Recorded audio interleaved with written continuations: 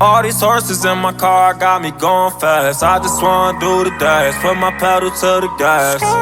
Going so fast, hope I don't crash. One false move, that could be my last. All these horses in my car got me going fast. I just wanna do the dash, put my pedal to the gas. Going so fast, hope I don't crash. One false move, that could be my last. I just pulled up in the band. You're still at the 23, 25-yard line, 41-yard something field goal. I would like my chances with Matt Bryan, but you didn't give him that chance, Kyle. You and your arrogant son of a bitch self chose to put Matt Ryan in a shotgun, and he got sacked out of field goal range, punted the ball, rest was history. What were you fucking thinking? You know what? You weren't. You took what I have been aching, what us loyal Falcon fans have been aching to win a Super Bowl. The ring check would have been over. David, bro, I've known you for 10 years on here. I know how much of a loyal, long-suffering Falcons fan you are, and I know how badly you wanted to win that Super Bowl. But, bro, I'm telling you, you're putting just way too much blame on Kyle Shanahan for that Super Bowl loss. You are correct. He called some plays in the Super Bowl that prevented your guys' chances of scoring again when you guys were up 28-3. But he was still the offensive coordinator that gave you the 28-3 lead. He was still the offensive coordinator that led you guys to a Super Bowl in the first place, with a high-powered offense led by Matt Ryan, Julio Jones. So,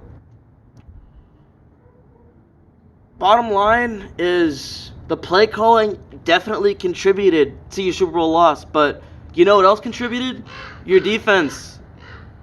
I know you guys are facing Tom Brady, but all you guys had to do was get at least one stop, including in overtime. So, David, you should wish that the Falcons had a better defense, that they did sack Brady a lot of times, but you guys should be wishing that you had a defense that could actually stop him and stop the Patriots. And I know how much you already hate this team right here because of your childhood and everything, but I think this loss probably should still hurt you more, because you guys may have actually won the Super Bowl that year, and if it wasn't for this right here, if it wasn't for you giving up that 17-point lead in the NFC Championship game to my San Francisco 49ers, Colin Kaepernick, Frank Gore, Jim Harbaugh, that whole team. David, I know how badly you felt after that one. I remember, trust me. A lot of people on here do. But, David, I know you're a loyal Falcons fan, and I hope for your sake and for the sake of a lot of other suffering Falcons fans that someday they're able to get a Lombardi trophy. I don't see it happening anytime soon, but I hope eventually it does. And I also remember this, of course, and I thank you for this. Appreciate that. Yep, that is how you felt. I know that is exactly how you felt. But anyway, on to this game. The Niners got the Falcons at home after that awesome 48-46 victory over the Saints. David, I know you were happy about that too.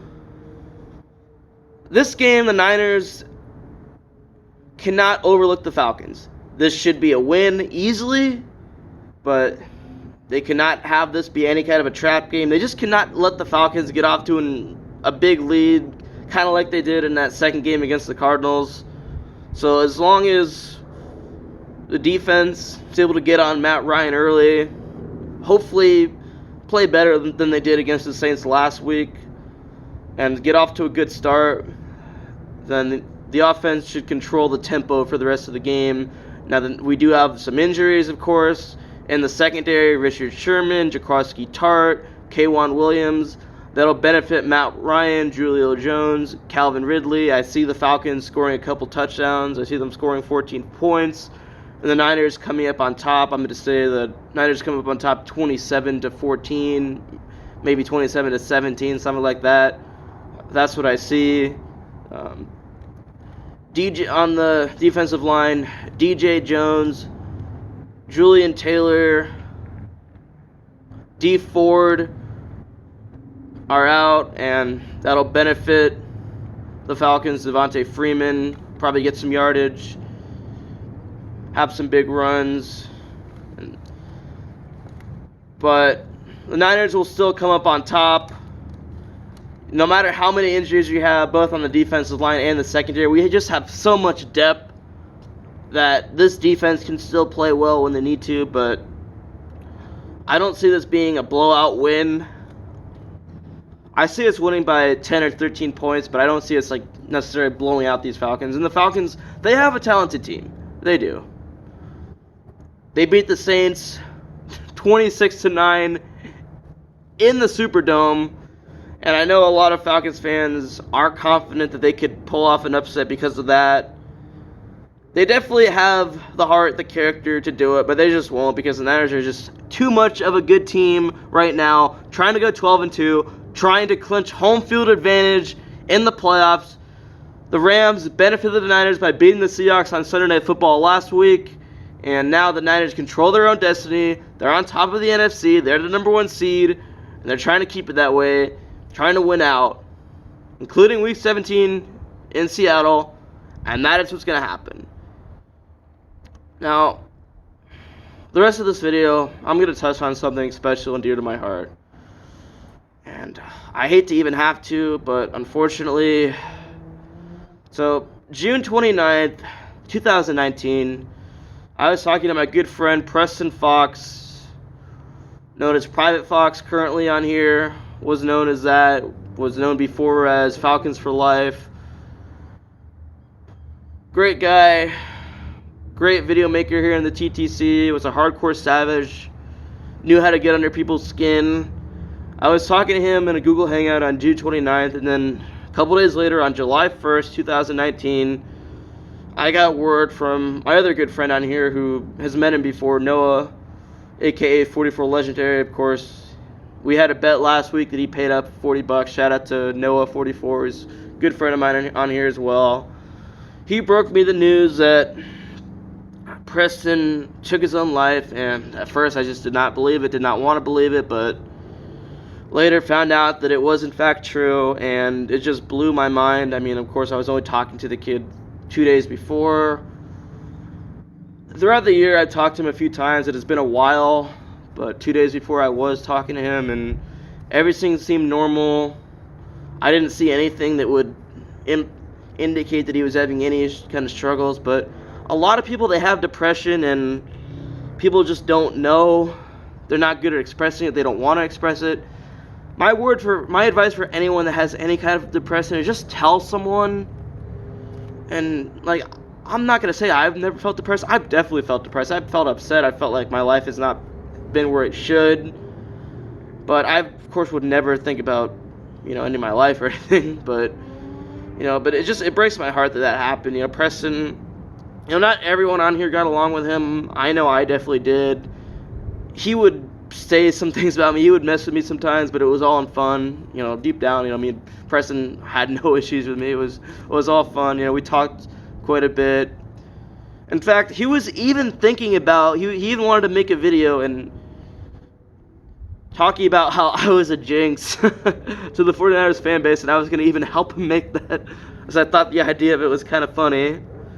And I'm really sad that he was not able to do that video, and I'm not going to do exactly his idea, but here's what I will do.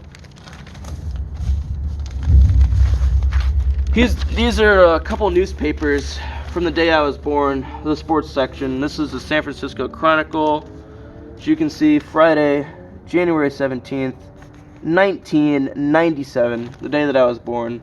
The Niners hired Steve Mariucci as their head coach, gave him a 5-year contract. Now, Steve Mariucci ended up being a stud head coach. Of course, there's Bill Walsh on the left, the greatest coach of all time, And she's shaking hands with George Seifert, who we took over for, also a stud head coach. And of course, there's an article here that talks about how Bill Walsh is going to have another role with the team. Of course, he was the head coach before Steve Mariucci, who took over for him. Bill Walsh started this 49ers dynasty back in the 80s, which continued on into the 90s. And Steve Mariucci had some success as 49ers head coach. He did not win the Super Bowl, but he did have a lot of success. However, and by the way, here's the one from the San Jose Mercury News, the other newspaper. Steve Mariucci gets 5 years.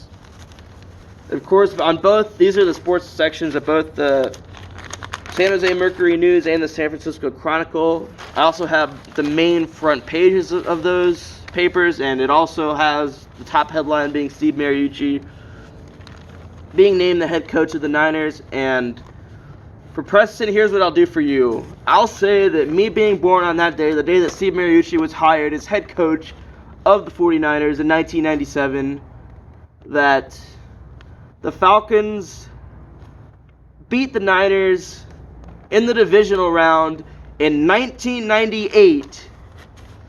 And I was the one that jinxed it, and I was the one that helped the Falcons get the win in the divisional round in 1998 with Steve Mariucci as a head coach. And I'm going to share with you a couple videos that I have saved through Snapchat as a little bit of a tribute to him. This is Preston. Of course, he was in the Army, and this is him before going to basic training. Yo, what's up, guys? My life is about to change. About to go to basic training. You guys won't hear from me in a minute. I'm chilling at the airport for a few hours. So just say what's up before This is Preston after the Los Angeles Rams beat the New Orleans Saints last year to go to the Super Bowl, which was played in his town of Atlanta. Take a look. Yes! Yes! Not in my house, Saints! Not in my house! As you can see, Preston did not want to see the Saints represent the NFC in the Super Bowl played in his stadium. I, of course, had a different reaction. I wanted the Saints to beat the Rams. I did not want to have to root for my rival, the Los Angeles Rams, playing the Patriots in the Super Bowl. But so, hope you guys enjoyed that. This is going to be a good game on Sunday. The Niners got it. Preston, I love you, dude. Rest in peace. I miss you.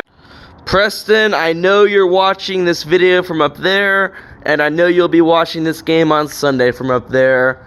And I wanted to quickly promote my blog talk radio show, which can be heard tonight from 8 to 9:30 Pacific Standard Time, 9 to 10:30 Mountain Standard Time. Link is down below, and it will also be live streamed here on YouTube on this channel here on Danny G TV, so check it out.